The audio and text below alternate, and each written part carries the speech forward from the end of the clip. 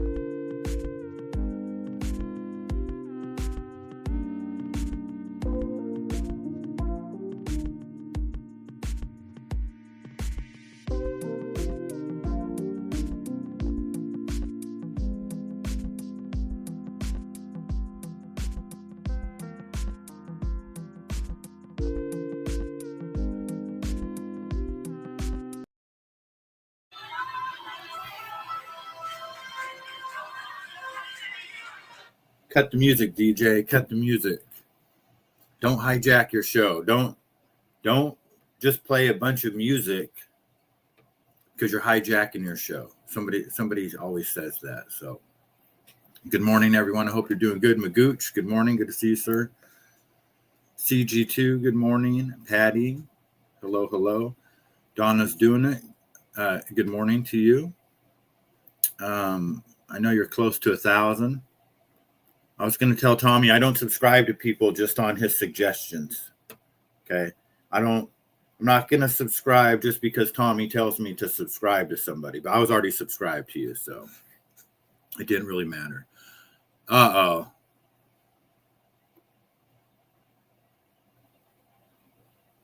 Dean Dude's in the house. Dean Dude, good morning. I hope you're doing good, sir.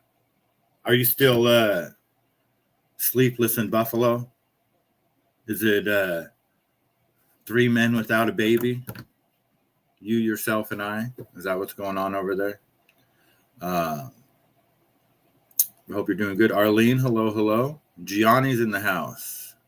Wow, we got a lot of people here.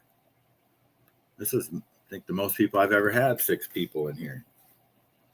And I think I had 13 at one time.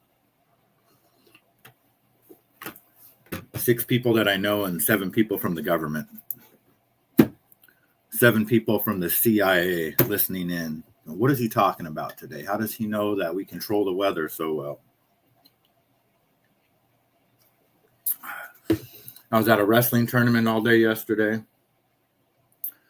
which was cool. Man, I didn't know how serious wrestling was. I mean, I knew it was a hard sport. You know, I heard it was like the toughest sport, but It's no joke. The paramedics were there for one kid. And I mean, these high school boys, all of them could kick my ass. And I seen like 3 or 4 boys just like break down crying in the hallway. After I couldn't see most of the time, but obviously they probably lost their match or whatever happened. And, these huge boys are back there, crying like babies, but there's nothing wrong with it. They're trying so hard and it means everything to them. You can tell. So it was pretty wild to watch. And I did okay. They set me right up, like right by the door, but how much sweets are, wrestlers and their parents gonna buy? But I decided I was gonna kick back 20% to the team. There was 11 teams there. And, so I gave them like $50, only made like $250. But I had one guy donate $20. But the best part was I met a dude from Costco because his kid was there. And this guy's like, I don't know what type of manager he is, if he's like an exec or whatever, but he's definitely the guy that I need I didn't even know that they had a thing where you can go in and sell to their employees. And the one he works at has 300 employees. So he's got my number.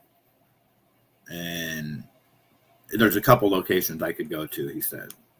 And he even said they could like even just buy the whole table and then just give his employees like little tickets and they could come up to the table and then when it's all gone, it's gone. Something like that. So Tommy, hello. Good to see you. Yeah, it was pretty intense. Definitely intense for sure.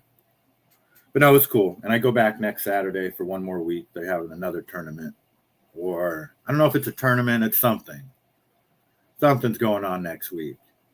So, and it's the day before the Super Bowl. So, I don't know. Should be okay. But those type of things always lead to something else. So I already told all the ladies that are involved with that high school. I was like, if there's anything else you guys need, like do the whole year, summertime, anything, just let me know. I'm always happy to do it. And I'm just, I'll be here. I promise. Just hit me up. So,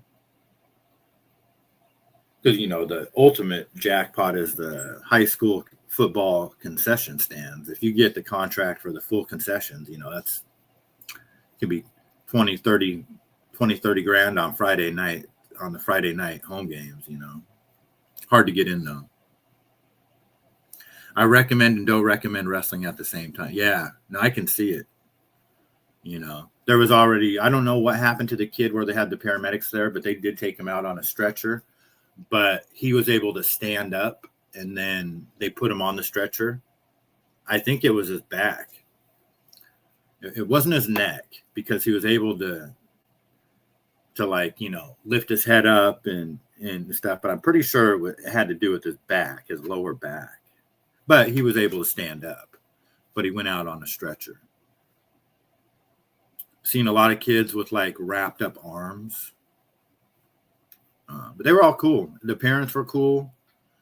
There was one parent that kind of got kicked out. He was out there in the hallway kind of by me. And the coach said, the referee said, you said this. He goes, that's not what I said. He goes, and I wasn't talking to him. I was talking to the wrestler, not the ref. And they know each other, the ref and the guy. So he's out there kind of cooling off. And I'll say an hour later, maybe not even an hour later, the ref comes in and they literally just hug it out right there in front of me. I'm sorry, the ref was like, I get emotional and I don't know exactly what they were saying, but the whole thing was just kind of cool. You got the moms there. When it gets down to a certain point, I don't know anything about wrestling, but man, they are cheering. Everybody's cheering, And I think that's when the other kid starts, when the other one's going to be happy, one's not. Yeah, no, it was good, Patty. I did make at least the Costco one was the best connection, I think, out of the whole deal. because he was like, how much for your whole table here? I was like, oh, let me add it up. No. And I was going to give him a deal because there was more than that. I said 400. And he goes, okay. And I go, well, because you have 6 of my Dubai bars, and those are $20 each on the table. That's what I told him. In all reality, retail, there was probably like $550 on the table, something like that.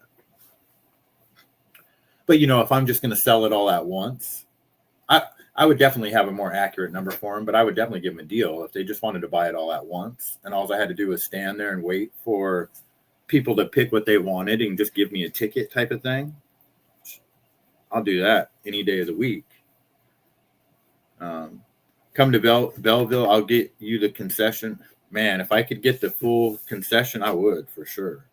My son has been brought out on a stretcher, landed on his head in an illegal headlock. Yeah, I've seen a lot of those headlocks. And it's crazy, too, because it looks like one kid's going to go down and the other kid flips him around. I'm like, damn. And you just hear the mat. Even out there sometimes, the whole building shakes. I'm like, holy shit. That's got to hurt. But they shake hands and take off the little ankle thing that they put on. Yeah, definitely. It was a cool tournament. I know you would have enjoyed it, Tommy, because I know you like wrestling. It was, and other than that, the one, and it wasn't even an incident with the parent. I'm sure that just happens. Emotions are high. Everybody there was really cool. And I think next week, if it was the same amount of people, I would probably do almost twice as good because that's, my first time there.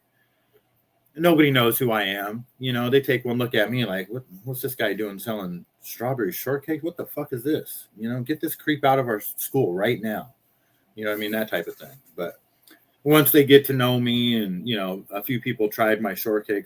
First time I ever had some jerk off said, he ate my shortcake right in front of me. He's like, man, this is delicious. He goes, one suggestion, get rid of the dorky spoons. He called my shovel spoons dorky spoons. He's like, you don't need that. Just a regular spoon. Motherfucker, do you know how many compliments I've gotten over my shovel spoons over the last 5 years? I said, I thought about it. Like, you know what? It's a lot cheaper just to have regular spoons out there, Fuck it. I'll put out a little cup of regular spoons, to appease one person out of thousands, I guess. I don't know. But yeah, no, it was cool. I was going to go out today, but the weather's going to be shitty, so I'm going to take today off. Wednesday, hopefully, if it works out, I think it's going to. They're having a Super Bowl party with some ex-Seahawks. I can't remember who. At the tribal administration building that I set up at on Fridays. I think he said Lawrence Taylor, if I'm not mistaken. I don't even know if he played for the Seahawks. But the dude that I heard talking about, Chester, is a good friend of mine. He's going to the game, to the Super Bowl. I don't know how much that shit cost. But they went to the last game against, who did we just play? New England? And I think he went to the one before that. If that one was in Seattle, which I think it was. So those guys are crazy. But anyway, I'm going to order some. Let me see what he said here.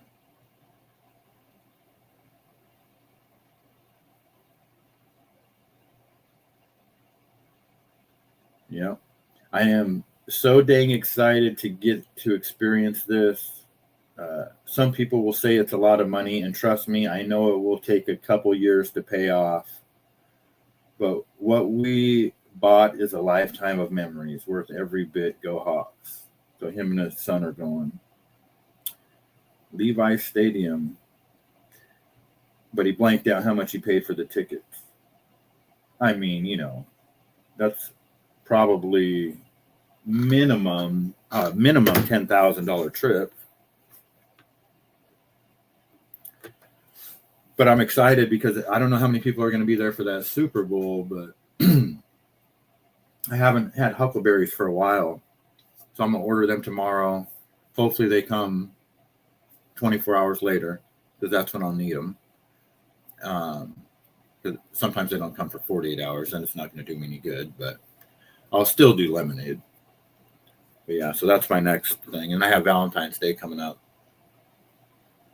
And I told that guy from Costco too.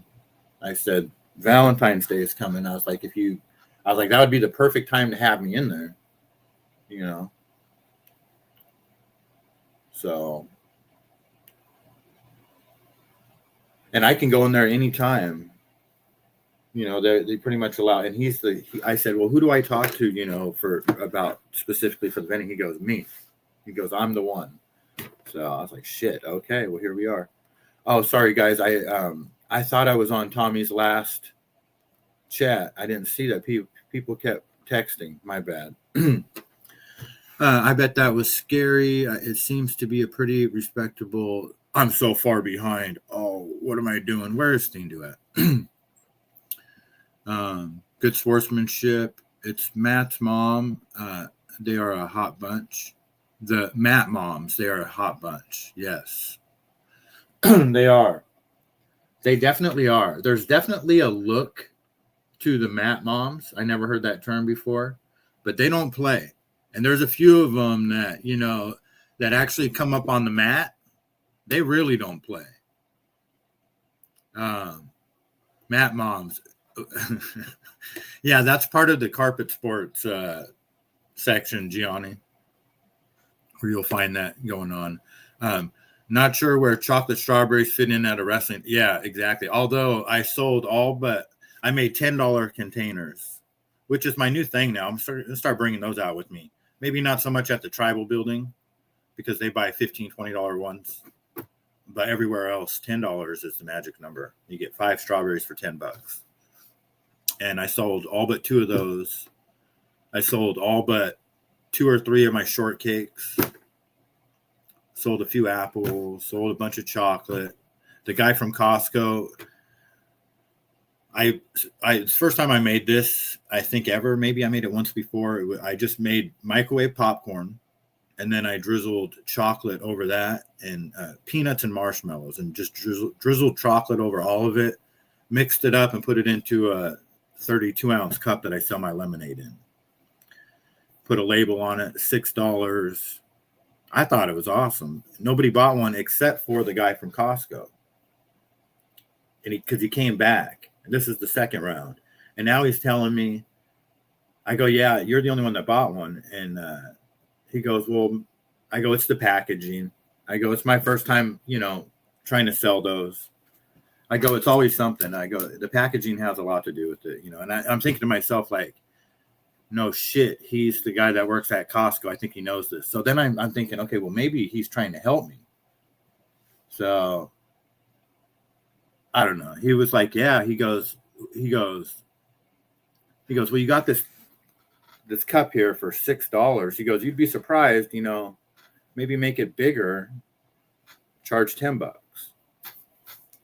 And I started thinking, I was like, well, Costco sells those big things of popcorn and those plastic things and the cheese puffs and stuff. I don't know if that's, you know, I mean, it can't hurt to have a Costco connection like that. For sure. I'm not Costco material by any means, but it can't hurt to have a Costco connect, because if I did, you know, have like a legit pathway into Costco, I would try somehow, you know, to develop a product. I'd get like super serious, maybe spend a little less time out just selling and really concentrate. I don't know. We'll see how it goes. I think I'm overthinking it. I love how the refs get down eye level on the mat. Yeah, they do, Patty. The one dude, he did too, man. He could fly down there like nobody's business. And he was eye level with the mat. The only thing that was on the ground, touching the ground, was his palm of his hands and his eye. Everything else was, and the tip of his toes. Everything else was off the ground. It's a barbaric sport. Many go into MMA. My son went to boxing, but only for a minute. His mom wasn't having it. Yeah. Yeah, you gotta be, the one thing too is like, I mean, either you're just an absolute freaking monster and it's just God's will that you make it to like the UFC or something. But for the other people that are in there, I mean, like Tommy's son, for example, he's a police officer. He does the pizza. Obviously has lots of options in life that he passed, that he could and is taking, to be a fighter, man. That's, if you're not one of the best, I would have to say that's really got to be your only option. You know what I mean? Like, you don't have what it takes to do other things. I don't know, I mean, I'm not trying to put those people down, but because they don't make a lot of money. Only the top, only the very top of the top, I believe, make good money. And that's in anything, right? I mean, in chocolate strawberries, in boxing, in Gianni cigars that cost $5,000 when most people are smoking 2 cigars for $1.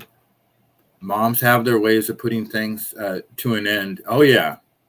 Yes. I would say that the moms are definitely, yeah, they're the ones, like, you just, please don't upset the moms. You know what I mean? There's hell to pay. Does the sun ever come out where yes, it does. I was in Seattle one time in my life for a week. Didn't see the sun not once.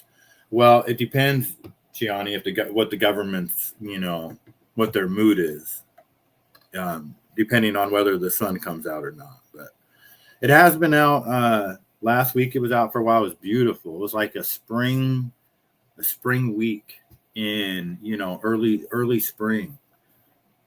But yeah, no, it's gray and gloomy right now. But compared to the rest of the country, I'm not complaining. I'll take this all day long. But if you come, but it's hit or miss. You got to check ahead of time. But man, in the summertime, it's the most beautiful time. September is amazing here. But from 6 feet above, from the concrete up to 6 feet, it's nothing but libtards. So there's that to deal with. Valentine's must be your big day. Yeah, I didn't do so well last year. I mean, yeah, it is a huge day for me. What a fucking morning. Social media is nuts. Link if you have like it. 5. Sorry, I'm way behind. Let me drop the link for Tommy. He's going to say, keep the link.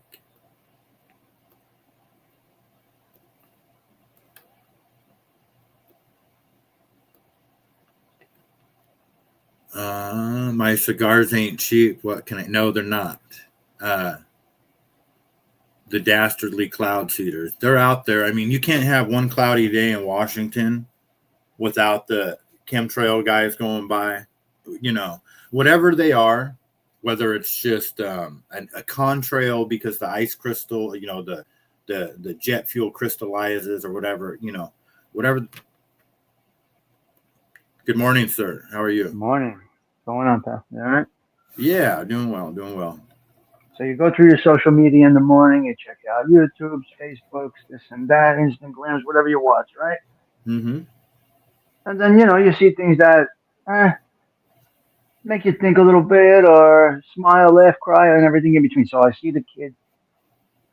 So I witnessed the murder. Obviously, everybody knows I witnessed the murder right in front of me. So I have not seen this kid since that day, like a picture or anything.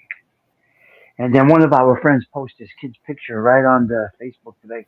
I open up Facebook and bang, he's looking right at me. It's crazy. Yeah. Because it's the same look, because he was so young when he got killed. It was him as I saw him walk to his death, basically. And they just fucking, wow. I had a message to the kid that posted it, the guy that posted it. I said, is that Richie? Is that Richie? He said, yeah. I said, check your inbox. So I want to talk to this kid. It's crazy. But you're talking about social media brings you back 40 years, 45 years with some shit you see on there. It's crazy. 100%. And, because, my mom and dad, there's like, I mean, there's photographs, but there's very few, you know what I mean? And as time goes on, our whole lives are going to be like us, especially, you know, like the later part of our lives are very well documented every single day almost. Oh Every my day. God, it's so crazy. It's so crazy because now the past is even documented. The shit you wanted to go away can't go away. 100%. Delilah, good morning. Thank you for coming. And Stony Tony, good to see you. It is. It's wild. It's and when it's something tragic and you're not expecting it, that's really it can hurt. When you're just going about your morning and oh man, so and so, you know. I see it all the time, you know. Yeah, you see it from old stuff and stuff like that, past stuff and whatever. You Yeah. have friends on your social media from childhood or no? Oh yeah, for sure. For sure. Yeah. So that's where it all comes up. That's where you see it.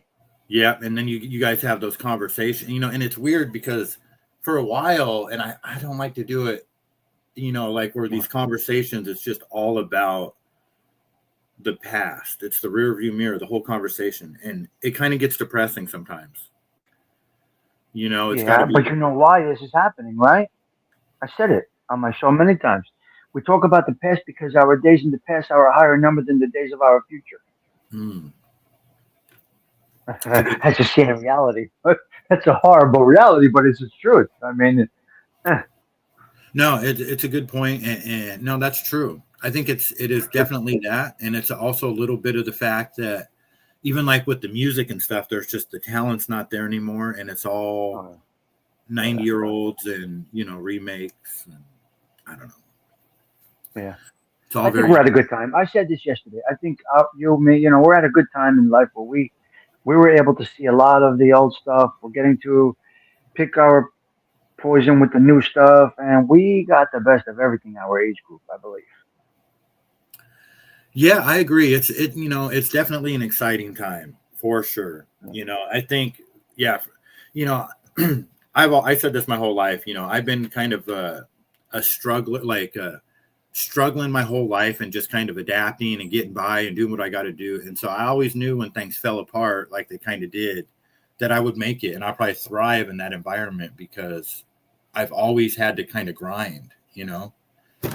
And there's people out there right now that are facing adversity that don't really know how to deal with it. And it is what it Yeah, is.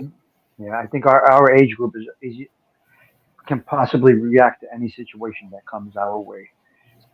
Some of our wisdom and our experiences will help us get through those things. But you're right, because in today's world, they don't have the wisdom and the experiences that we had. So, but they might say this in 30 years from now. Who the hell knows? Delilah, yeah, they say to talk about the. They say you shouldn't talk about the past, but I find the same thing. Comfort, yeah, I enjoy it. Mm, it's Yeah, I what do it too. is.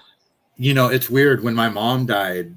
I'm really claustrophobic, just in small, tight spaces in a sleeping bag. I can't stand it. I freak out. And I got that feeling for the first couple of years after my mom died when I watched a lot of shows or I visited certain memories in my head. I felt like I would have to walk out of the room because I get this really, it's the only way I can describe it is claustrophobia. And I feel like I'm suffocating. Like I'll watch an old show and it'll trigger a memory. And I literally have to stand up and go, holy fuck, man. It's weird. I can't. That's the only way I Yeah. can describe it. So, Well, music will do that to you. Television will do that to you. Yeah. but it Great stuff. fades after a while. You know, it's just I'm just kind of an intense person. You know, and my mom was like one of my best friends. So it just Yeah. was really traumatic for me. And she died of a brain aneurysm, so no one really knew it Yeah. was coming. You know. Crazy. It is Yeah. crazy. But you know, That's life. things seem like they're just other than like politics or whatever, seem kind of like they're normal or whatever. But I keep hearing about online gambling, and I bookmarked a bunch of stuff about, especially about kids, how they're talking Yeah. about the dangers of youth and online gambling. Really heavy. It's in the news and stuff right now, and a couple It's bad, man. lawsuits, and uh, It's bad. it's going to be interesting to see how that all plays out. Dangerous, very dangerous. When the Atlantic City casinos make their numbers, made their numbers from the year before and surpassed the numbers. It's not coming from people going into the casino at the heart in Atlantic City and playing blackjack. It's from their gambling, their sports book, their online gambling platforms. That's where it is, and that's bad. Very bad. Yeah, and I just seen exactly. That's where it's all about. In the live betting too is a huge one. Yep. I have a video. I think it's called iSlot, and it's the largest. What it is it's an app on your phone to gamble on a slot machine, but it's a real slot machine. There's cameras that are placed in front of every slot machine in these casinos, and so when you go on your phone to pick the slot machine, that camera turns on, and you're actually looking at the screen of that slot machine in the casino. That's a new level. That is a Yeah. new level. Live stream of the slot you're playing. That is sick. Yeah, because that way, it eliminates the fear factor. Yeah. I don't trust the phone, type of thing. You're actually playing a real slot machine. You're piped in through the internet to watch a live stream of the slot machine you're playing. That is insane. Yep. Wow. And that one, like here in Washington, we're one of the last states where you can't gamble online except for, unless you're in the casino, you can do sports betting on your phone. But they're slowly changing that. And my roommate just came home. He's a security guard at the local casino. He said they're talking about lowering it from 21 to 18. And they're just making moves to put themselves in the position for the online. And once it goes national, who knows what it's going to look like. That's out of control. It's a very bad thing. StreamYard will probably offer slot machine options eventually. You know what I mean?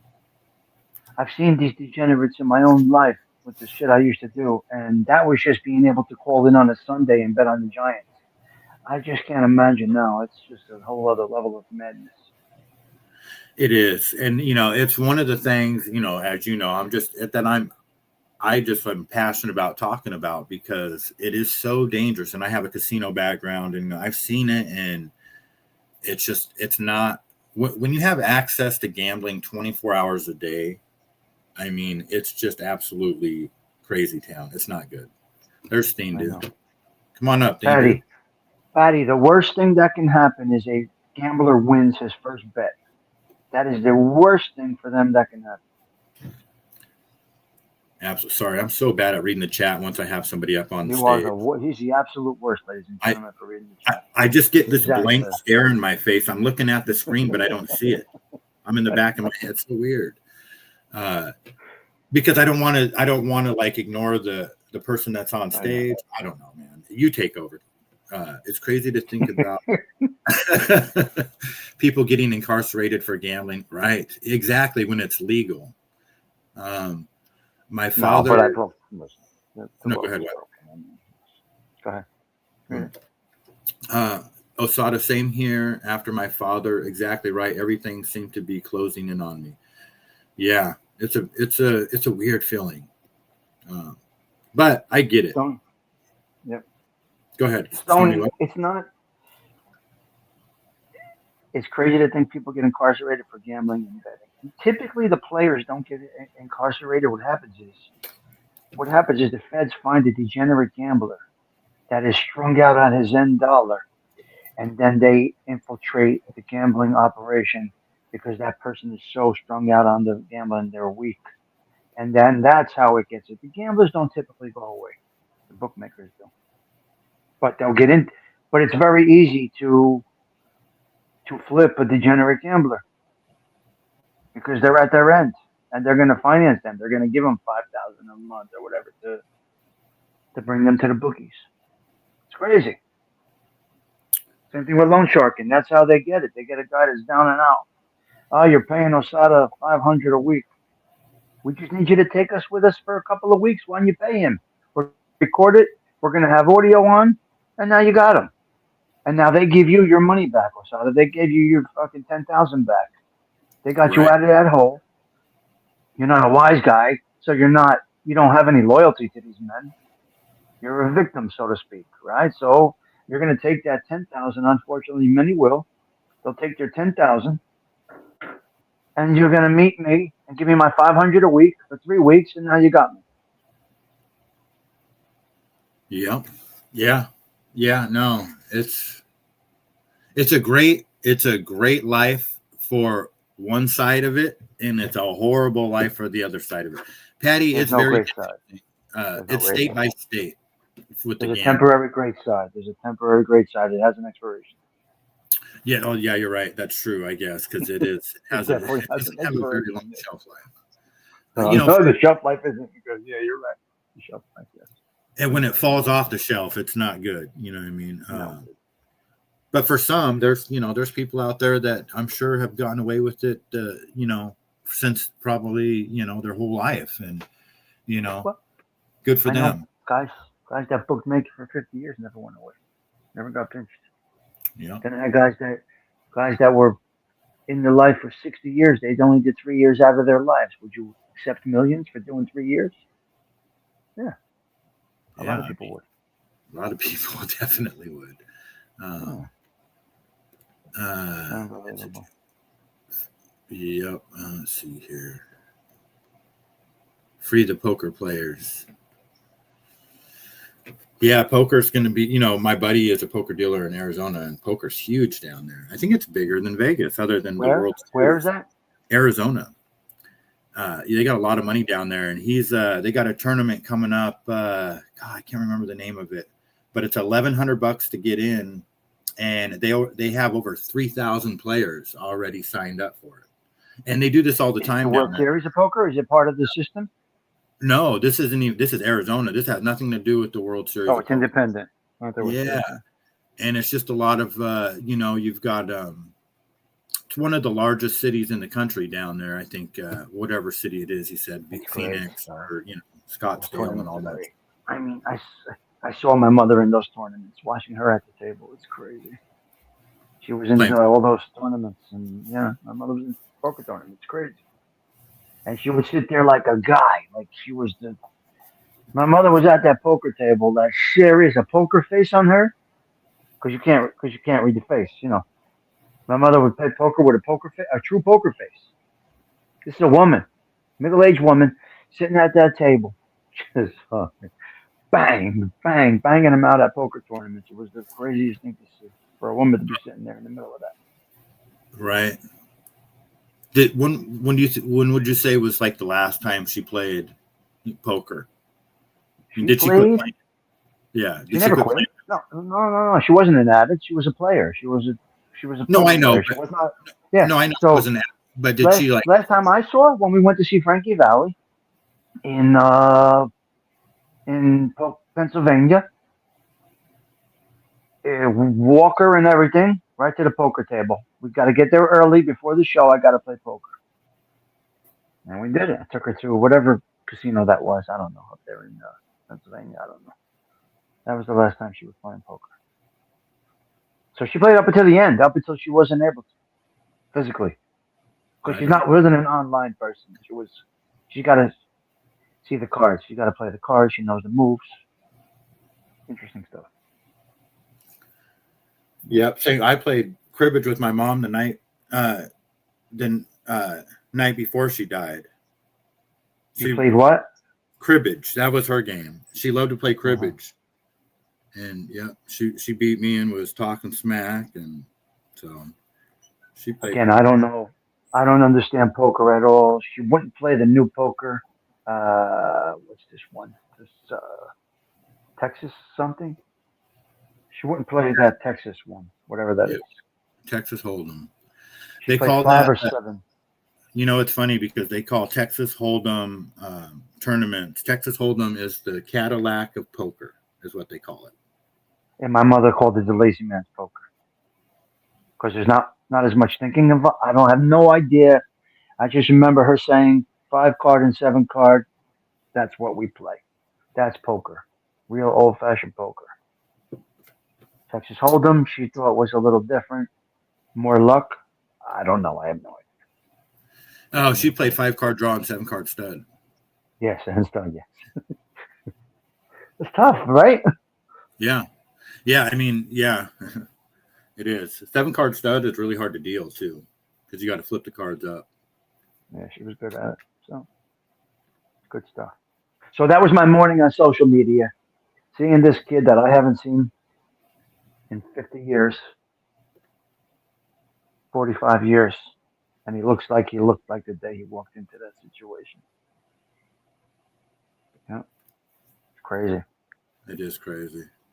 Yeah, it is. It is wild. Social media can just, even just like the pictures of my granddaughter from a year or two ago. It's just like, man, time flies so fast.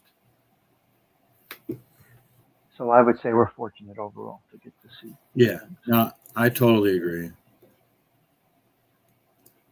Roulette So is this just is hard in general, Gianni. yeah. My son likes roulette. Yeah. Hmm. We So you did yesterday's tournament. Do they have another tournament? Well, Wrestling. they have something. Yeah, something on the 7th, next Saturday. I don't know if it's a tournament. I think it is. She told me what it was, but I can't remember. But I'm going So it's basically tournament all time. day. Okay. You feel that it's worth it for you to do it? Well, I feel like it's worth it because, I mean, the Costco connection was worth it alone for yesterday. And, I made a couple $100, but, and the weather was crappy. So I was thinking that's all I was going to make anywhere else anyways. And Yeah. Are you giving the Matt Moms business cards? No, because I forgot my business cards. And that was the first thing I did when I got home is I put a big stack of them in my little cash box. So Okay. next weekend for sure, they'll get the business cards. Yeah, But good. they all have they all have my social media, not the Matt Moms, but the three ladies that are in charge of the events and all that, the wrestling. Yeah. And I gave them $50. I told them, I told her I was going to donate 20%. So I didn't make a ton of money, but it was better than nothing. And one guy said, "What's this for?" I said, it's just my business, but I'm gonna, kick back some money to the wrestler. So he gave me just an extra $20. Very nice. Yeah. It's a great community. It's a crazy community, but it's a great community. The camaraderie is deep. The fighting is passionate. The coaches get nuts. The moms, the dads get nuts. And in the end, it's a very tight, very strong camaraderie type of community. Yeah, no, I dug it. And I did the lacrosse tournament like AOV suggested, but it just was there wasn't the people there. And I did snow cones and a few things, and they were nice too, but I did better at the wrestling tournament. And I can almost guarantee if it's the same amount of people next week, I'll do even way better because they know me now. Yeah. It just takes one time. So yeah, no, I'll go back for sure. Oh my God. You got to come up with an after weigh-in treat for them. Because what happens with the wrestlers? What happens with the wrestlers before they wrestle in that tournament? They're weighing in on a scale, and they fought to make that weight. So I'm gonna guess if there's a pizza stand there, they go right to the pizza after they weigh in, and that's a hook. After weigh-in treat, something to think about after weigh-ins. Okay. Well, because they haven't eaten in months, and then I'm sorry, they haven't eaten in days. They took X-Lax. They got their weight. They weighed in. They're qualified for the tournament, and then they eat right after they get off that scale. You see sandwiches and cookies and all kinds of carbohydrates. Man, it's crazy. Yeah, maybe I'll try something. They did have two food trucks, a coffee truck, and then they have their own snack bar. So, but the snack bar closed down at a certain point, and then I had a bunch of people come up and ask me if I had drinks. So I might bring some drinks and just open them up, start selling them when people start asking once that closes down next week. You never go wrong with drinks, especially at a wrestling tournament. They're screaming, yelling, they're sweating, there's blood. So have the water there, have something there. Yeah, hit them over the head. Yeah, no, it was fun though. I had a good time, and they put me I would have had a front row seat to it, but then everybody's standing in my way, which whatever. I'm not there to view the tournament. I'm just there to sell chocolate. Yeah, I know. Once the matches go, people are standing around the mat. You got to be right up to it.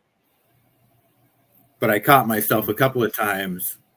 I'm sitting on my cooler and I'm leaned over as far as I can possibly lean, just watching them. You know what I mean? Like it's pretty awesome though. Because they do the whole arena is screaming. Yes. It is nuts. I love it. It's crazy. It was a lot of fun. But starting May, my Friday, Saturday, and Sundays are all booked up from May through October. Beautiful. Yeah, so I'll have to, and then I still babysit during the week, so maybe find something for Monday or Thursday. But should be good times once May rolls around. It's just a matter of grinding it out till then. But things like this are definitely helpful for sure. Absolutely. So, because I think that all right, buddy. Yeah, you gonna head out? Yep, we're gonna. What? Costco? What? Oh, I'm just saying that Costco is that's already $signs. I mean, those guys are, because he was saying that they could just possibly just buy my whole table, and then they're just going to give tickets to all their 300 employees, and they can come up, and when my stuff is gone, they're gone. So it's like basically like first come, first serve. That's great. Yeah, I'm only there for like an hour, and make $300-400. I could do that. What is it? Like a yearly party or a barbecue? What is it? No, this is any time. He said I could come once a week, twice a week, whatever. You know what I mean? Really? Like, yeah. So I don't know exactly how good it's going to be. We'll have to find out. But, there's definitely some and I told him, I was like, the holidays, I'll come around Valentine's Day, whenever. In the store? In the Costco store? No, he goes, that's what I said. He goes, no, Costco would never let you sell inside or around their store. He goes, no. He goes, this is for the employees only. I go, oh, okay. He goes, but we have 300 employees at the store I work at. Okay. Yeah. But 300 employees is a lot of employees. I mean, even if 300 employees bought my cheapest product, that's $1,500 worth of sales. Look at Costco. Look at the operation they got, and the employees that are moving around every day, all day. Yeah. So, all right. Well, all right, my man. I'm out. I appreciate it. Okay, bye. All right. Thank you for having me up. I'll talk to you later. All right. Yeah. Sorry, I suck at reading the chat when I have people up. I suck at reading the chat anyways, but thank you for coming up, Tommy. Cribbage is hard. Yeah, we've been playing cribbage. I've been playing cribbage my whole life. We do cribbage tournaments, or at least we used to. Everybody in my family played cribbage. My grandmother, the whole family, love cribbage. 15-2, 15-4, 15-6, and a pair is 8. And knobs is 9. Knobs, nibs, people call it different things. They need to bring Continental back. I'm sure it kept that generation's mind sharp. Time is a motherfucker. Yes, it is. Roulette. So you were talking about roulette. I have a little bit of a casino background. Never dealt roulette. Have a couple friends, a lot of friends that have dealt roulette. One dude in particular, Sang was his name, Cambodian guy. This dude, well, first of all, they have what's called the canoes in a roulette wheel, where those are the diamonds that are, embedded in the wheel. Some of them are horizontal, some of them are vertical. The ball will hit those. And so any plan of attack that you have at scamming the casino is thrown out the window when the ball hits the diamonds. You just, if you plan on bringing a radar gun, like this has been done before, where they clock the speed of the wheel, the speed of the ball, the location that the ball is released from, and then they could determine, a 8-number section of where the ball would land. And then, one number pays 35-1 if you bet on a single number. So you can still win. In fact, they tell you if you're going to bet on single numbers, you should play about 8 numbers, 8 to 10 numbers. But you can't do that with the diamonds. But yeah, so is it rigged? I say that it's rigged for the casino, but I've seen, my buddy saying he could put backspin on the ball where, he could spin that ball faster than nobody. More than anybody. Just that fucking thing where you could hear it, just it would like make a humming noise when he would snap his fingers and that ball would go. But then it would have so much backspin on it, he could get it to drop like, it would only spin like a quarter the amount of times that it should normally spin going that fast. But it had so much backspin on it that he could get it to stop early. It would piss people off. I seen one time the pit boss seen him do it, and they just booted him off the table right away and made him go shuffle cards or do something.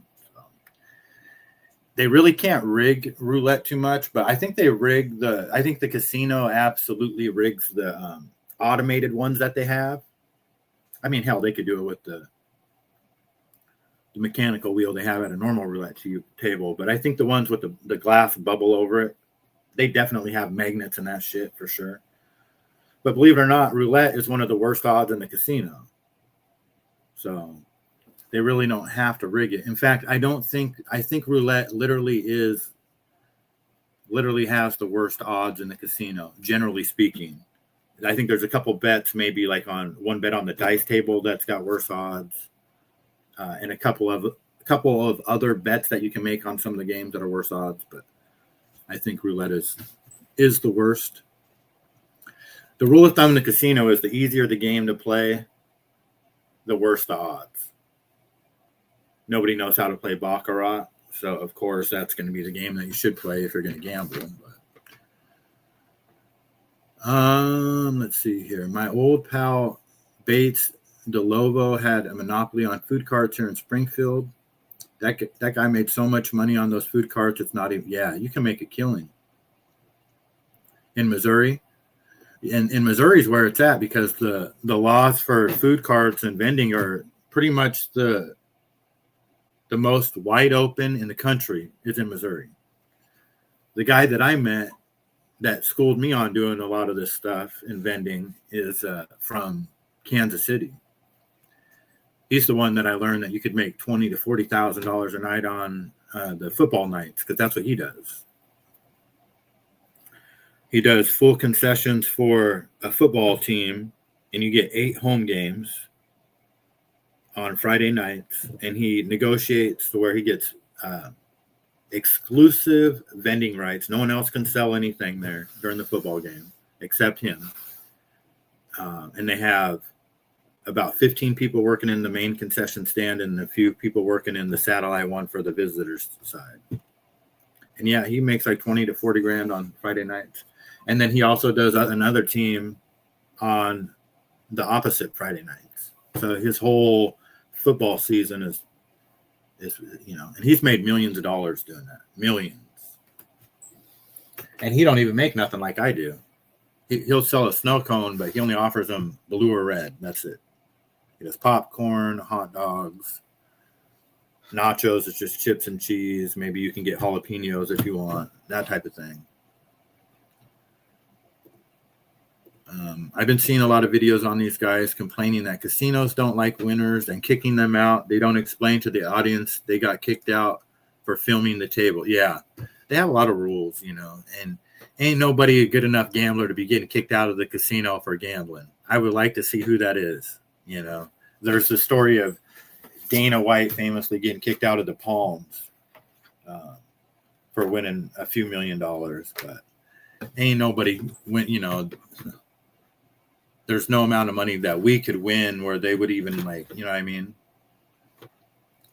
All you got to do is go over to the baccarat table on a Friday or Saturday night, or especially on a holiday, especially on an Asian holiday. Go to the baccarat table and look at all the money being bet. Huge amounts of money over there. Huge. I love the shows where you get to see the security TVs and how they zoom in on people's hands and stuff. Yeah. Now, this was like years ago. They use instead of like facial recognition for the people that shouldn't be in the casino, you have a heat signature between your thumb and your index finger that is more what's the word? It's more than your fingerprint. I can't think of the word. Identifiable, distinguishable, something. Everyone has such a different heat signature that they can tell who you are. And you have to put your hand out to say hit or stay. If you're going to hit, you have to do it with your hand. You have to signal the dealer, give me another card with your hand. You can't just say hit. So everybody has to put their hand on the table, and that's how they'll get you. And now I'm sure and that was pre-AI. Now with AI, I mean, my goodness. They're trying to do away with the casino human dealers. Yeah, they are, for sure. Definitely biometrics. Yep. I have a couple of casino videos I saved. I'll pull up real quick. Hold on here.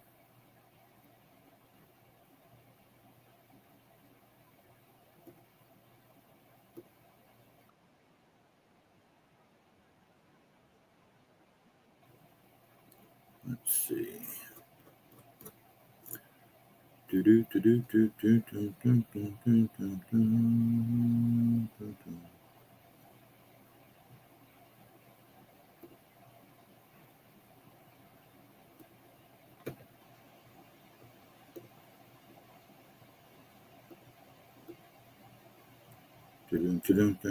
we go.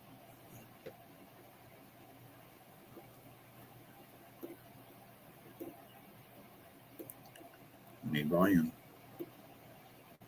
My son just asked me like a month ago. It was like, "Hey, can I get like $100 to bet on sports?" No. It's like, what? It's a question more and more parents are dealing with. Gambling was once confined to casino floors in Las Vegas, but a 2018 landmark ruling by the Supreme Court allowed states to legalize sports betting. And from there, the floodgates opened. You covered. They got tons of slots to choose from, like cash. A new study from Common Sense Media finds 36% of boys 11 to 17 report gambling in the past year. The legal gambling age varies by state, but everywhere in the U.S., you need to be at least 18 to gamble. Jim Steyer is the CEO and founder of Common Sense Media. I think the results of this new research are absolutely astounding and a wake-up call for every parent everywhere. 1 out of 3 boys in this country are gambling online before they're old enough to vote. He says it's starting young. 32% of the 11-year-olds Common Sense Media talked to said they gambled in the past year. By 17, that number jumped to 49% of boys. And 60% of 11 to 17-year-olds are seeing ads for gambling on YouTube and social media, usually not by choice, but pushed to them in their feeds. Every drive can change the game. Arthur started at the 5 and took a parlay into the end zone. We've all seen the ads for sports betting, which some boys are doing. Others are gambling in person, like card games, or going to online gambling sites. And nearly a quarter are doing something Common Sense Media calls online gaming-related gambling. Think of kids buying things inside online games where you take a chance, like loot boxes and gotcha pulls. You might get something valuable, but you might not. And more than half of the kids they talk to are using real money to make those purchases. Common Sense Media says that's a game of chance and can be a gateway to more. Clinical psychologist Michelle Chung sees it that way too. She has a 12-year-old boy who does not gamble, but he and his friends play video games. I mean, so there are these limited time drops, right? They're all online trying to get that weapon or that special limited edition thing. And do they even know if they're going to get it? James, good morning. Good to see you. Hope you're doing well. Yeah, it is scary, Delilah. It's that's where they're getting little kids with Minecraft and that game Roblox, which no kid should be playing, in my opinion. But it is wild. And I have a couple more. I'm going to skip to the next one. Drake was sued over an online gambling promotion.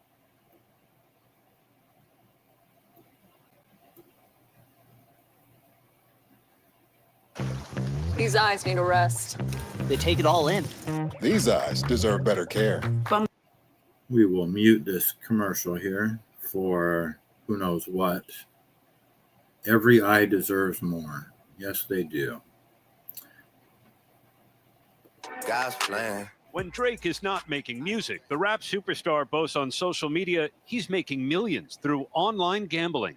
Gambling online is just, it's a wherever, whenever kind of thing. You know, I've gambled at a restaurant, I've gambled on a plane. This morning, a new lawsuit accuses the rapper of glamorizing online gambling while misleading fans, some of them teenagers. Gambling on stakes on a low. Drake has a partnership with the online casino Stake. When he posts about placing big bets, the lawsuit says it's not his money, but house money. So any reported losses are part of a marketing tactic designed to draw attention. The lawsuit was filed by a Missouri man who claims he lost money on stake because of deceptive practices by Drake, online influencer Aiden Ross, and Stake. The platform markets itself as a social casino that does not offer actual gambling, but the lawsuit says Stake's virtual casino chips, known as gold coins, come with a bonus of Stake cash that can be redeemed for cryptocurrency, making Stake real and highly addictive gambling. Stake is all over Drake's Instagram account. Moneyline, 600,000. His 142 million followers can watch him wager enormous sums, creating... And it's crazy because it's so hard to win in a casino when you walk in there with your cash and you go straight to the table and it's mano a mano, you against the odds built into that table. They're 3-2 payouts on blackjack, or 10 times odds on on the pass line, on the dice, whatever it is. What you're up against. You give them your cash, they give you chips, something happens, and then you cash your money out and you leave, or you don't cash out anything and you leave. But that's the transactions. Excuse me. With all this other bullshit they're talking about, turning your money into fucking coins and crypto, and then there's this fee and this. You're never going to win. You will never, ever, ever, ever win. Never. It's hard enough to win. Like I said, if you walk in with some money to a casino where, there is no middleman. You're giving your money to the person that you're gambling against. They give you exactly the same amount of, chips for the money. There's no transaction fee, and there's no fee when you leave the casino. Everything else after that, you got fees. So good luck winning with that shit. I don't know how people even expect to win. But these young guys, they don't know any better. You know what I mean? And so the thought of gambling like that is just absolutely retarded to me. But, I'm not going to knock a young kid for doing it because they probably don't know any better. Well, Drake definitely has a gambling issue, right, Delilah? 100%. We can't fight computers and internet, but we can win by outsmarting it and not letting it control us. Not sure if it helped. Drake, he's a clown. I think he sings. I think he used to sing. I don't know. Crypto is fucked, right? Does anybody even know what crypto is? I sure don't. I don't know what a blockchain is, or a Satoshi, or, how to get a crypto wallet. I don't know about how to do any of that stuff. Speaking of crypto, I hear Chiclet Sakali screwed his audience again with the rug pull. Yeah, I heard something about a coin. He had like a coin or something, and they did a rug pull. I don't know exactly how that works, but you get what you pay for sometimes, right? No offense to that guy, but is he worth investing into a coin in? You know what I mean? I'm not investing in the Trump coin. I'm investing in Osada treats. That's it. You have to be a mathematician to really do good at a casino. Yeah. Yep. It really is about money management, To be a professional gambler on the slot machines, number one, just don't play them. But I would say number two is the ability to walk out when you're ahead, even if it's after the first spin. There's always the apex point in the casino when you're up the most amount of money, and a seasoned gambler should be able to identify that apex. That's the time that you leave. That's how you win. That's how you beat a casino. You're not going to beat the casino, but it's a battle of the big bets, and it's a battle of being able to identify that moment when you need to leave, because there's always a point in which you have the most money when you're in the casino. And it might be right when you walk in the door. For a lot of people, I think that is the moment that you have the most money because they don't even know how to gamble. So, you know, you walk in with $500, that's the most you're ever going to have. But for some people, you know, they may have, you know, who knows how much. And then they want to win more. And then they end up, the amount, you know, over time, you walk out with this, you know, you have like, people end up, you know, gamblers end up having like consistently, like, this is what they'll end up walking out with type of thing. Some people just give it all back. It's Grateful. Hello. Good to see you. Good morning to you. The guy is a mob rat, and these people trusted him with their money. That's what they get. You get what you pay for. Who would buy crypto from a guy that cannot string a sentence? James, that's not nice. That's not nice. All right, let me see if I have any more videos here of the gambling. I think I got one more.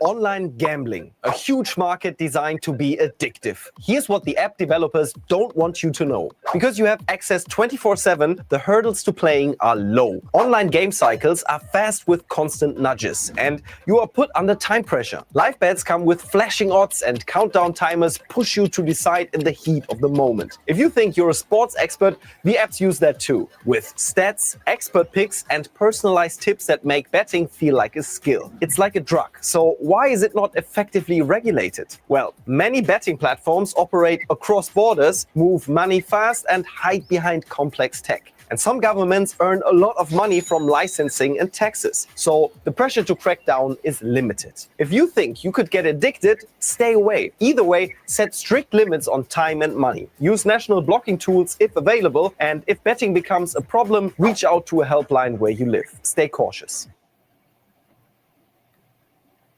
Today, the Matt Walsh Show. It doesn't happen very often, but sometimes you get it wrong. Get something wrong. Well, we're going to talk about one of those rare cases today. I've been a supporter of legalized online sports betting and even had gambling sponsors on this show, but not anymore. And I want to explain why I changed my mind. Also, new video sheds more light. Yes. Well, you know, better late than never. I don't really like that guy, but I do applaud him for saying that. Because it is, you know, I've been talking about it for a very long time. I thought it would have been here a long time ago. And it's been here for a long time in other states, just not in Washington because of the tribes. But it's just, man, it's just, it haunts my soul. Online gambling. Not a fan of it. But we need to hold these people accountable. Now that it's going to be legalized everywhere and it's not offshore, we need to hold these guys accountable to making it more user-friendly. Someone with somewhat of a conscience. In Connecticut, we have our casinos managed by tribes as well, yes. Chiclets brought racketeering to YouTube. Well, like Gianni said, I mean, where was it? I don't remember where it went. Oh, what James said. No, not that one. This one. That's what they get. Not what James said. James is being mean. But yeah, it's coming, guys. We know it's all here. You know, I mean, we know gambling is here. It's here to stay. It really is just a matter of self-discipline. You know, the problem is that what really makes me mad are the kids.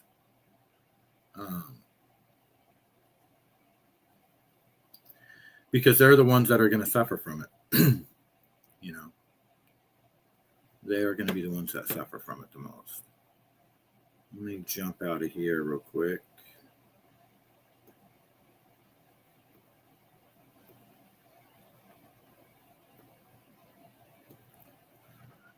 And see what we got.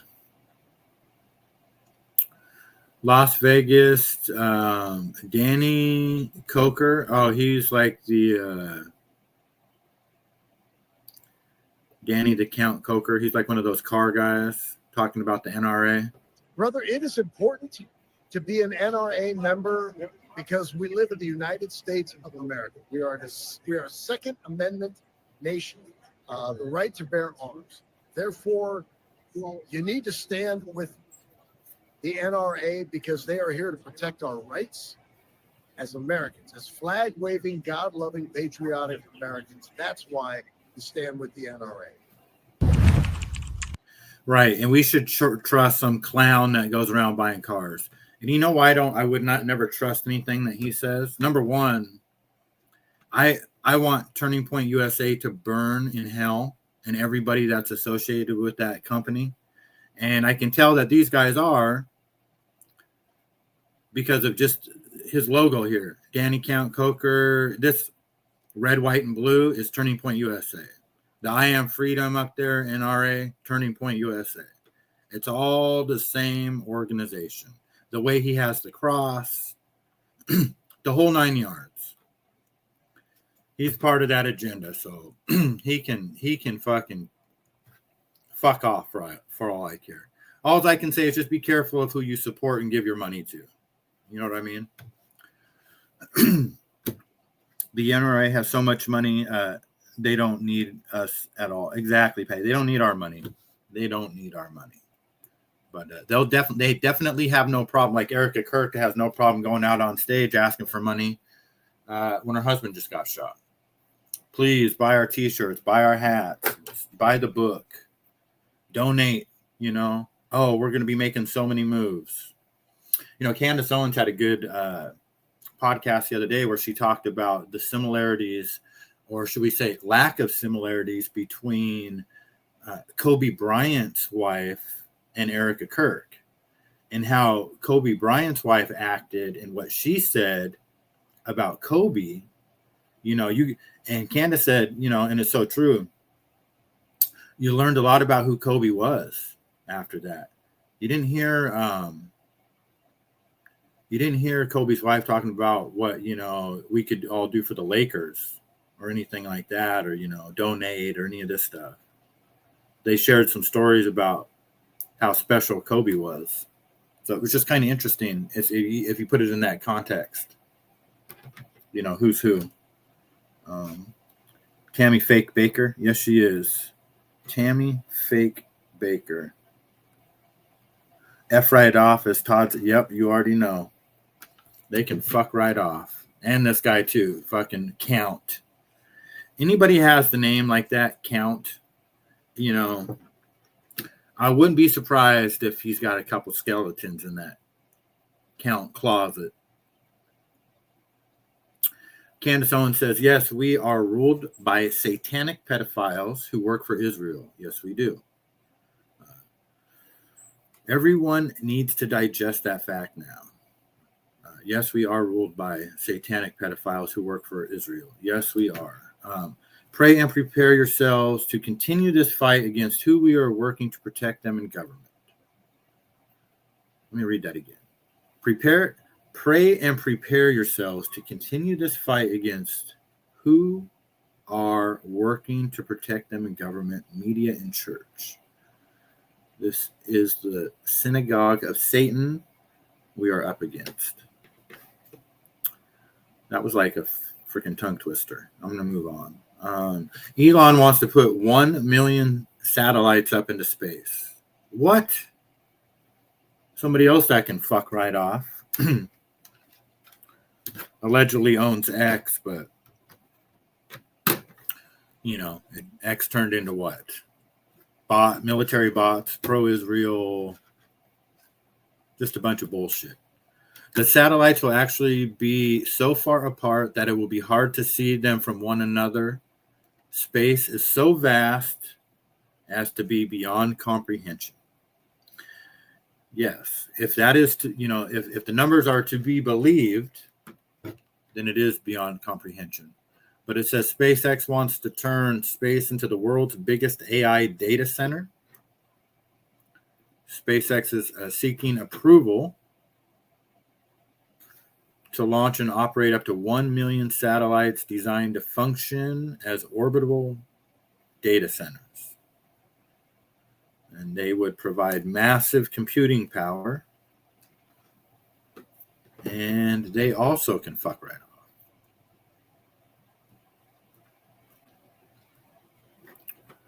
All right. Now, if you're like Tommy and you can afford $111,000 Cadillac, this is what you could expect to pay. This guy is financing $111,000 Dodge Ram. He pays $1,898 a month. After 84 payments, the total hits $160,000. 10.6% interest rate. Yeah.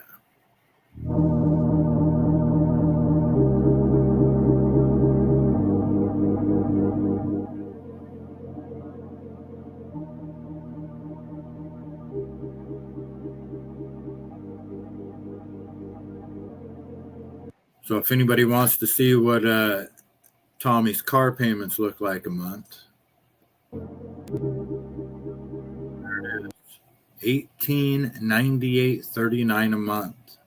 And he has $47,000 to give to the bank. Here, you guys take this, $47,000. Just have it.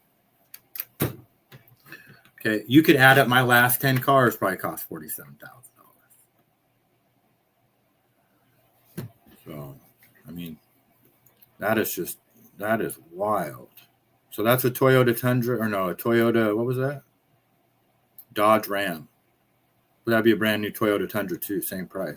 Although I hear some of those vehicles, the newer, my buddy was talking about this new Kia. He goes, oh man, it's badass. Fucking something, and it's only $54,000. My buddy down in Arizona. I was like, well, $54,000 is a lot better than, $111,000, but that's still a lot of money. It's a mortgage, right? Loan sharking. That's what Patty, it pays the bills. You know what I mean? It pays the bills. If you want this, all you have to be able to do is put a tracksuit on Tuesdays and go have coffee. If you can do that, you can have payments like this, no problem. Here's that iSlot. 4,000 casino slot machines online in the first phase. In the future, it will become the world's largest comprehensive online slot machine supply platform. So.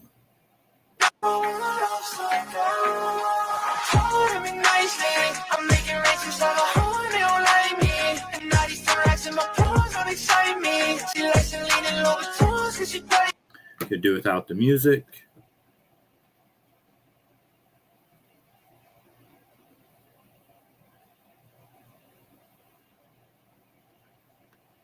So, I can honestly see this happening where the entire casino is not even open to the public. It's only for online gambling. Or they could make it to where if a person is sitting in that seat, then you just can't play that one. I don't know exactly how it's going to work. One day, will you be able to allow your robot to go to the casino for you and gamble? So you can just do other things?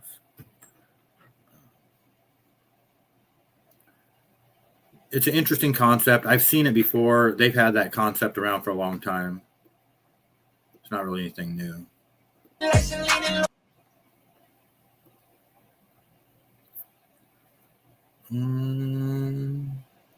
This guy talks about the science behind slot machines. What really set this book off is that, I live in Las Vegas, and obviously you see all sorts of weird stuff in this town, right? But it's the slot machines to me that are the weirdest because they're everywhere.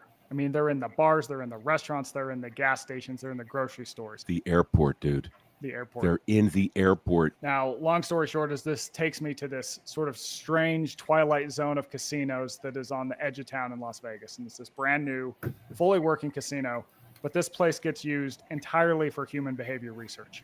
Okay, so it is a sort of living, breathing, working casino laboratory. While I'm there, I talked to a guy who makes slot machines. And he sort of walked me through why slot machines work, why they capture attention. And it works off this 3-part system that I call the scarcity loop. So it's got these 3 parts. It's got opportunity, it's got unpredictable rewards, and it's got quick repeatability. So you have an opportunity to win something of value, right? Unpredictable rewards, you know that if you keep repeating that thing, that you'll win something eventually, but you don't know how big it's going to be and you don't know when. And then finally, quick repeatability, you can just repeat that behavior over and over and over and over.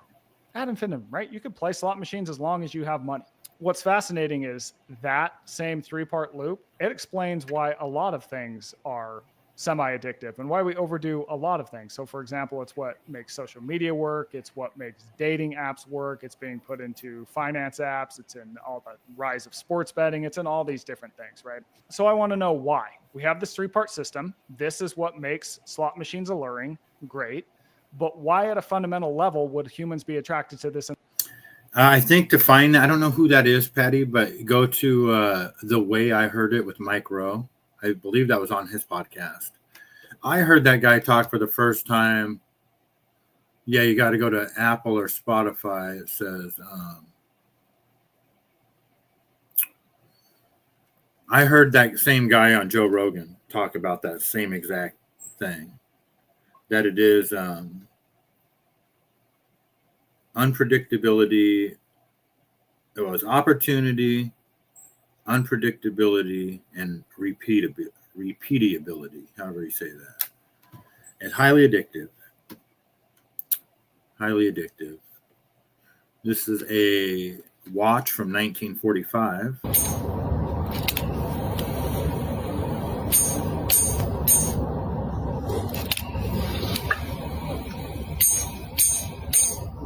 Ooh.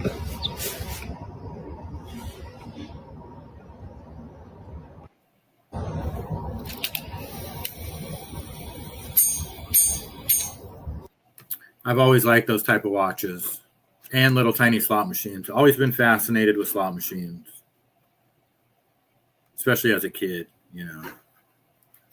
I love the one-arm bandits, the mechanical ones with the slugs. Now everybody that has, you know, of course, the digital ones, but it is what it is.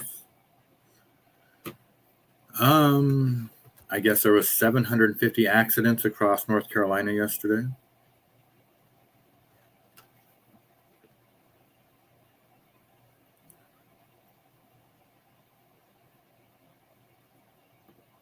Yeah, that watch is cool, right? I love old stuff like that. Be careful out there in the weather. Skip that one. People crawling underneath cars on drugs in Portland, and they're getting ran over, apparently. Well, you shouldn't be crawling underneath cars, especially when they're not your own. This says people in Florida right now. So I don't know if it's cold where Magooch is at, but. What can memory it is? I don't really know how long now. Trying to stay warm.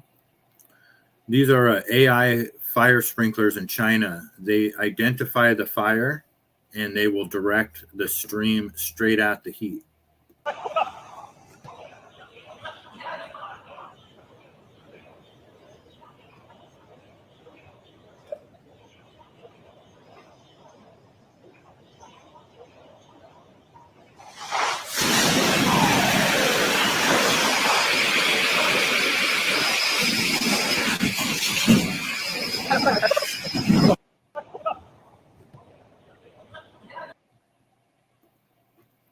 So there's that. Whether that's AI or not, who's to say? But I do know they have those fire sprinklers. This guy is freaking out about how expensive it is in Las Vegas.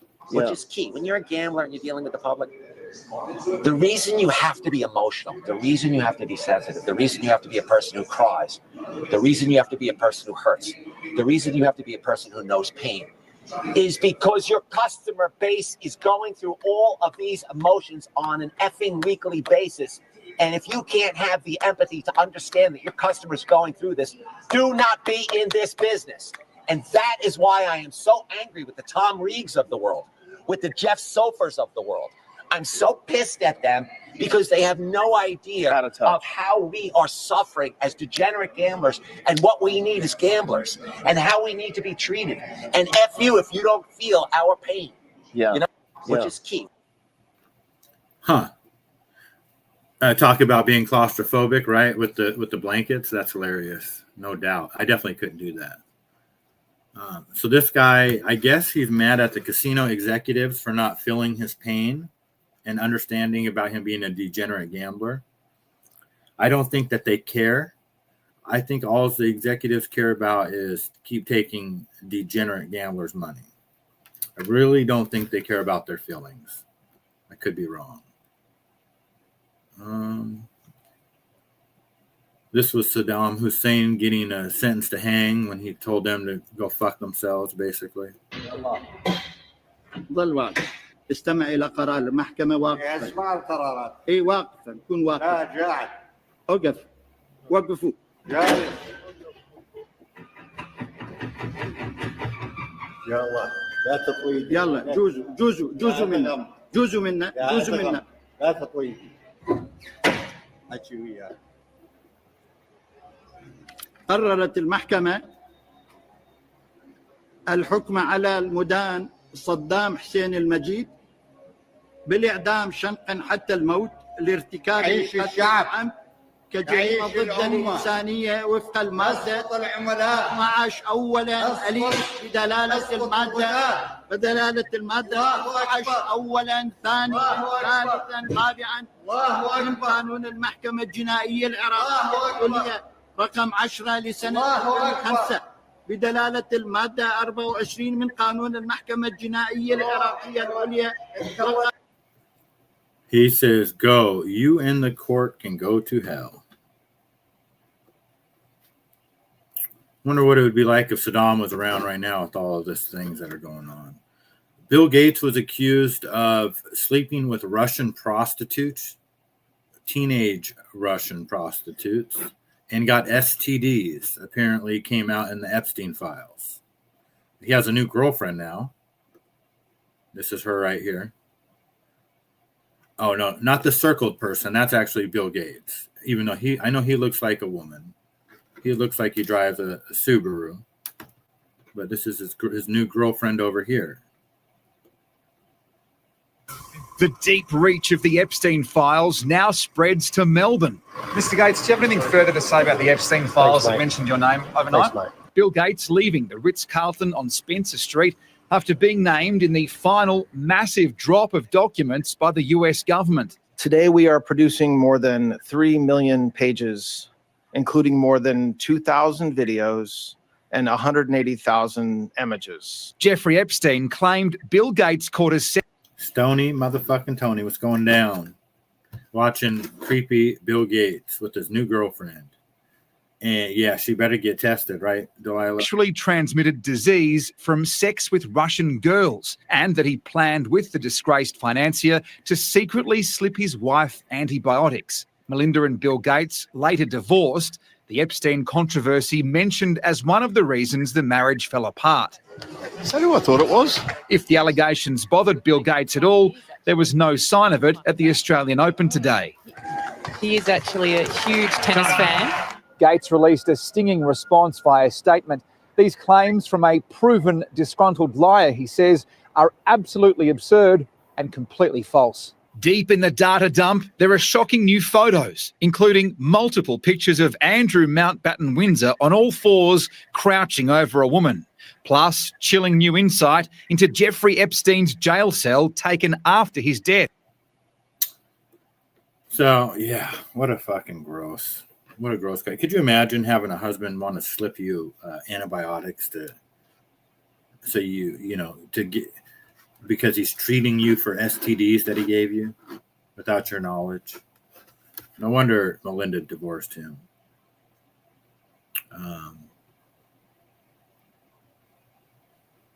Pedophile, we'll skip that. Stony, this is for you. If you don't have one of the, I think this is the Samsung foldable phone, you need this.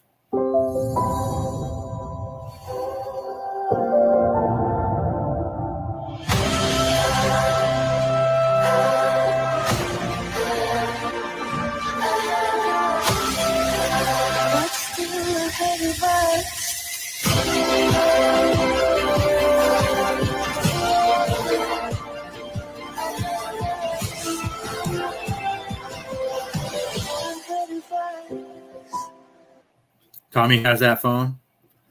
That's the Stony Tony phone right there. I missed the 90s before the internet. Yeah, no doubt. Yeah, and Patty, what's the matter with these people? It's a good question. They're just absolutely satanic. ESPN is reporting the Seattle Seahawks will reportedly go up for sale after Super Bowl 60. The team has been owned by the Allen estate since Paul Allen died in 2018. KOMO Sports Director Nico Tamarian is live at the VMAC. And Nico, you just heard from the team. What are they saying? Well, that's the thing, Mary. When we talked to the team, it was before all of this broke. So we were talking only about Super Bowl 60, the preparation for the New England Patriots. After the Seahawks took to the practice field, that's when this news broke via ESPN. And the crazy part about this, so this ESPN story comes out, and then the Allen family has a statement of their own. I understand we have that. We can put it on the screen for you. I'm going to read it, what the Allen family's response was to the ESPN article that the Seahawks would be going up for sale shortly after the Super Bowl. The statement says, quote, "We don't comment on rumors or speculation, and the team is not for sale. We've already said that will change at some point per Paul's wishes." That is the will of Paul Allen after his passing in 2018.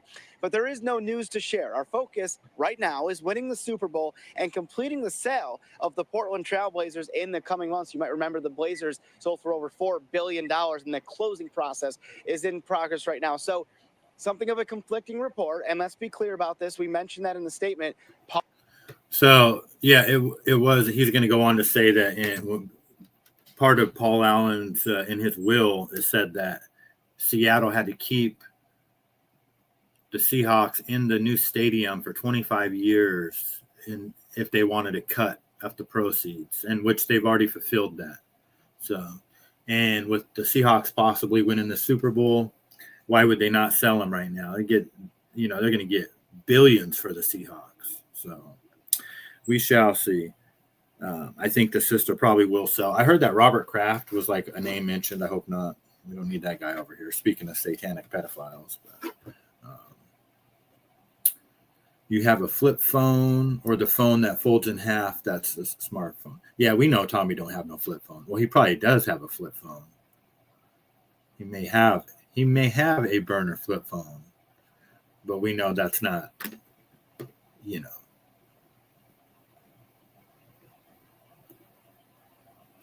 real flippies. You got hit 3 twice. Real flippies, you got hit 3 twice to type. Oh, yeah, right? Remember T9? They used to have that T9. Couldn't stand that. Delilah, the best around. I like his fuck it attitude. Yes.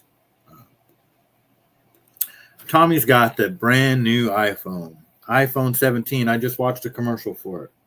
If you're not satisfied with your state-of-the-art, wait, I don't know if Tommy has iPhone or Android, but if you're not satisfied with your 2025 and a half Cadillac Estiville, you can come trade it in now for the 2029 prototype, not even on the showroom floor yet, available only to Belleville, New Jersey. To North Belleville, New Jersey. No rotten apple. Yeah, I'm not an Apple guy either. My daughter just got the brand new iPhone. These people with these phones, I can't. I has the Chirk walkie-talkie phone. Oh, you had the Chirk phone. Yeah, those were cool for their day, right? They had their purpose for a minute. I thought that was pretty cool to see people doing that back in the day. All right. Who wants to go have a drink at the Venetian? I need you to explain this to me, please, for the camera. Sure. So you went up, we're at Styx concert. So this is a gin Go and to tonic. go to seat, by the way. That's all right. You pay. Go ahead. So that's a gin and tonic? Yeah, double. A double. Yeah. Okay, and how much was it? $40. Now, why was it $40? Because it's a double, but Right. it included the tip. They didn't ask you if you'd like the tip? No, there's no They just included the tip. Correct. Wow. I need you to explain. So $40 for a plastic gin and tonic. A plastic cup of gin and tonic at the Styx concert. Now, I don't know if it's more expensive because you were at the bar for the Styx concert or how that works. I would imagine that you're going to be able to find a cheaper double gin and tonic for maybe not. I don't know. I don't drink. So I was there. You were at the Venetian? Yeah, the Venetian's one of the coolest. I like the Venetian. The Venetian's one of the coolest hotels there, I think. And I believe they're the ones that have Eataly, like little Eataly, they call it, Eatly. Yeah, they're a good property. Wynn, of course, the Bellagio. I haven't been to Vegas since 2020. Don't know when I'll go back either because my buddy and I were just talking last night when we retire. I mean, I'm never going to retire, but when I get older, hopefully I have a little bit more money than I do now.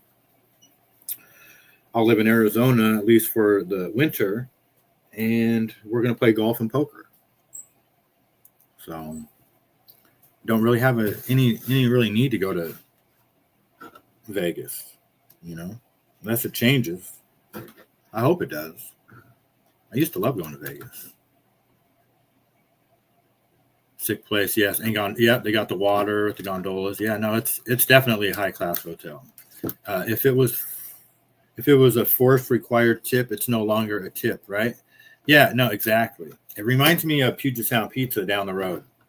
I go online. They did this to me twice. This is just how they do it. You order the food. You pay the bill online with your card. And the tip is, how much you want to tip? 20%. Okay, no problem. Yep, boom, 20%. Paid for. All you got to do is pick it up. Then when you get there, they give you another slip to sign. And it has service tip. So you already have your bill. And it's already paid for. You can just take your food, but they just hand it to you. And there's an option for a service tip. For what? What's that? For that, you get a tip for making the food, but now to actually hand it to me requires another tip. I've never signed the service tip. So,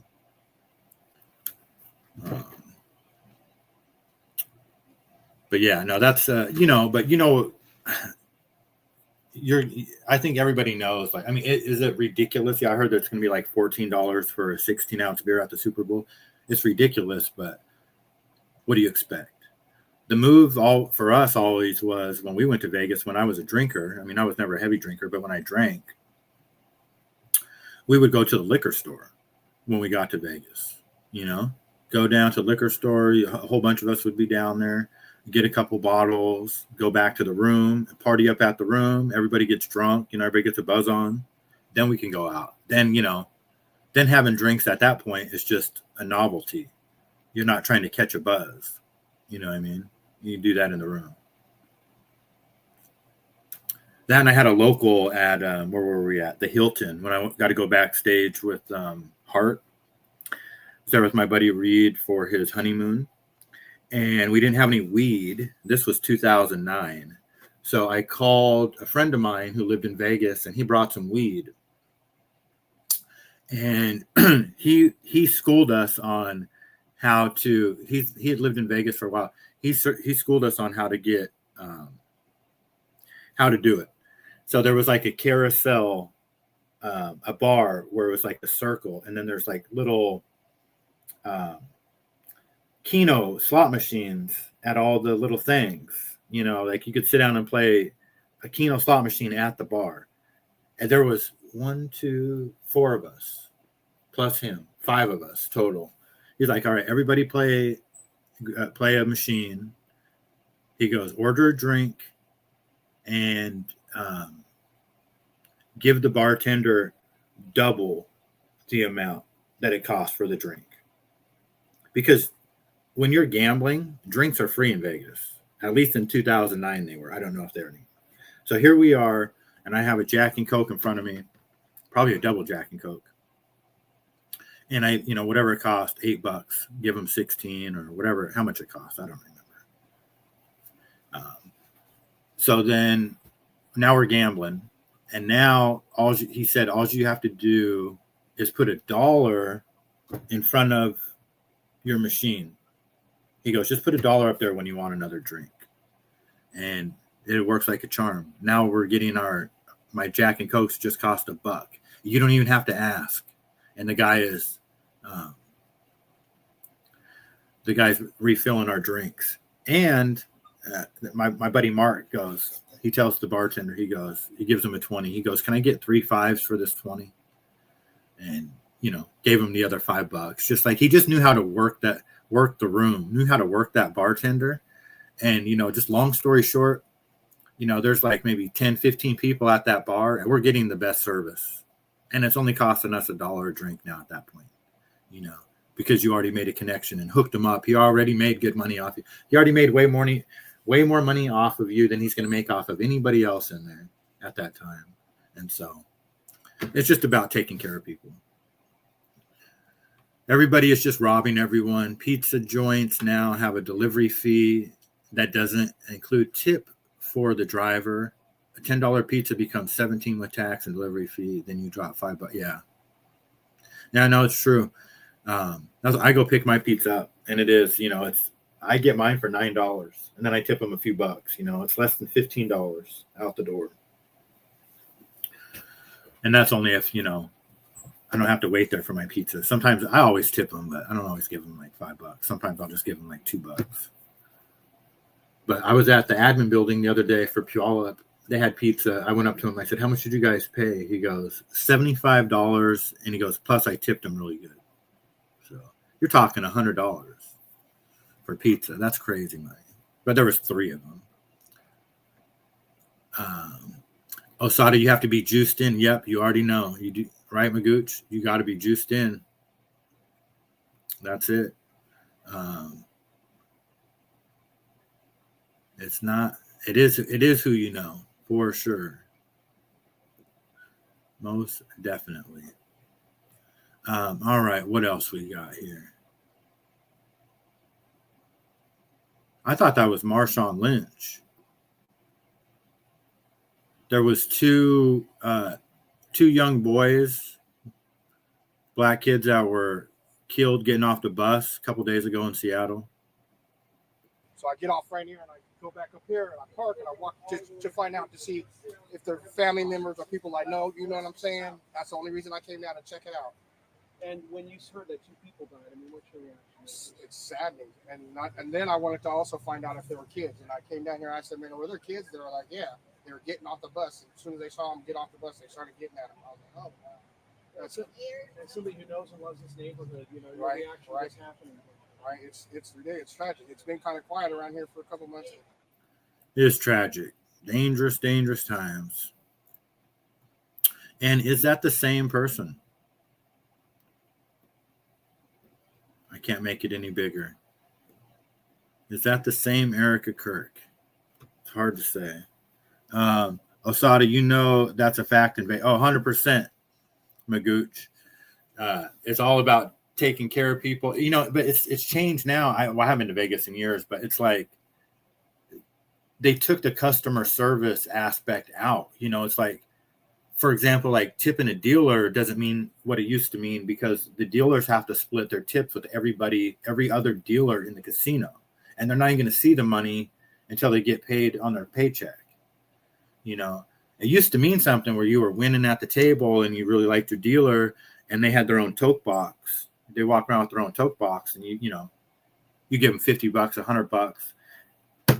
They just tap it, put it right into their box, and they cash that out at the end of the night. They took that away, and so it's just not the same. It used to be a lot better, I mean, what I don't understand too is with online gambling making such a huge, her nose is different. Yeah, it is, right, Donna? I think so too. I could have parked cars in 98, in the MGM for $1,500 cash a week, 4 days. Yeah, big money back then. I have a friend who's a valet at Muckleshoot, one of the tribal casinos, and even there, he's a younger kid. He does really well. A lot of if you can run, which it's funny because nobody knows how to drive a stick so much that they had to nix that. First they were going to pay people more money if you knew how to drive a stick. Nobody knows how to drive a stick. That kid that I know, I let him. I had a stick at the time. Man, I think he fucking ruined the transmission when I tried to let him drive that thing. Learn how to drive a stick. But they asked him, like, okay, you guys got to run. Everybody's got to run. That's part of the requirement to be in valet. Nobody could do it. Him and a couple other people. Nobody can run. Like, you got to run. You got to be able to run up the ramp to get somebody's car. You fat fuck. But nobody could do it. I know how to drive a stick shift, right, Delilah? Yeah, we all do at our age. 1988. Those were the days. Those were the days. I had never been to Vegas. The first time I went to Vegas I went to Reno for my 21st birthday in 94. Before that, I had only been to a couple of tribal casinos in Washington State. Boy, did I have fun on my 21st birthday, though. Reno, and even in 94, it was still good times down there then. They had quarter craps. The Silver Legacy wasn't even built yet. I think they were just building it. They were actually it was under construction. I think when I was there in 94, either that or it was the grand opening. It might have been the grand opening. I can't remember. But we stayed at the El Dorado. I have an uncle that has been with MGM for 40 years. Damn. Yeah, the MGM's cool. They got a cool magic shop there. That's where they had all the Tyson fights at, too, was the MGM, right? They're in Caesars. Yeah, 40 years. That's going back to what, the 80s. Then it probably was awesome in Vegas in the 80s. But now it's so expensive. They literally have $100 hamburger that you can get, the truffle burger. It's just incredibly expensive. And it's just not the same experience, I don't know, maybe it'll change. You would think though, with online gambling, they would want to make the experience more, user friendly in the casinos, but at least here in Washington, they're definitely not. They took out all the buffets. They take out all the good, the good quality restaurants and replace them with food court restaurants. So, but Muckleshoot, I did hear they're getting a Bobby Flay. I've heard of him, but I've never had his food, so I don't know. We'll see. We stayed at the MGM and when we were in Vegas. Yeah, the MGM's cool. I've never stayed there, but I always go there. I like staying down on Fremont Street, the Golden Nugget, Four Queens. I can never remember the other two that are right there. But I like the Golden Nugget. But I'll stay on the Strip sometimes. All right, guys, I am going to end the show and get a move on. I hope everybody has a good day. Thank you guys for hanging out. Thank you, Tommy, for coming up on the stage. Bobby Flay is from the Food Network. He had a show, okay, right. Yeah, I guess it's like a burger joint or something. Getting ready to open. Hard Rock AC has a pretty good food court. Well, if the food's good, it's one thing. I'll tell you, there's a casino that we go to out in the sticks, me and my buddy, and they used to have a really good buffet, and they still have a steakhouse, but no one ever goes in it. At least I don't. I can't afford to go to those stupid steakhouses. I love their buffet. They took that out. Now they got a food court. It's got Italian. It's got fake Italian, fake Mexican, and fake Chinese. No one ever goes back there. It's way in the back of the casino, which is where the buffet used to be, and people used to line up for that buffet before it opened. Now we go back there just to get coffee at the little coffee thing, which the coffee sucks too. And no one's ever back there. You just see the employees just standing there talking to each other every time. It's like, why even have that there? I don't understand. And that's why I'm saying, like, with online gambling coming, it doesn't make any sense. So, to be continued. TBD. All right, guys. Patty, Tommy, Delilah, Donna, Johnny, Stoney, Magooch, Grateful. All you guys, thank you for hanging out, and we will see you next time.